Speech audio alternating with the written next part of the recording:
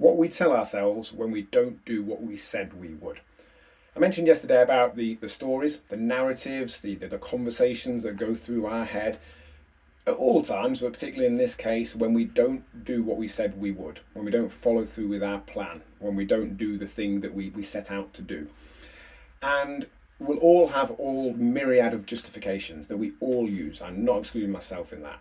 But what we'll probably be doing is telling that narrative in a way that largely absolves us of that makes it external, that means that actually we could never have done that. We were too busy, too tired. That person caused this problem. If it wasn't for them doing that, I would have done it.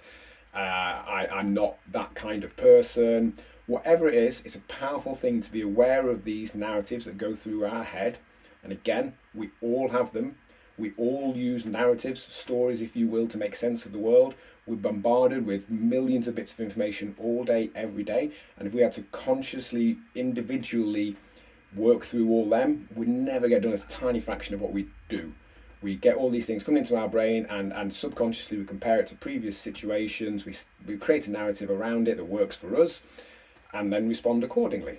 There is research that shows that only around about 5% of our thoughts each day are done consciously. About 95% is unconscious, just running these same patterns, these same stories, these same narratives that we've done always, or at least for a while.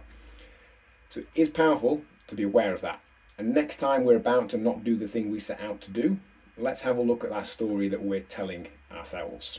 And it doesn't mean that that isn't a thing, but it's powerful to recognize how we justify our broken promises to ourselves. And only by knowing that, or at least in part by knowing that, can we set ourselves up for success in the future by challenging those narratives and setting up plans and intents and targets and promises to ourselves that take those situations into account.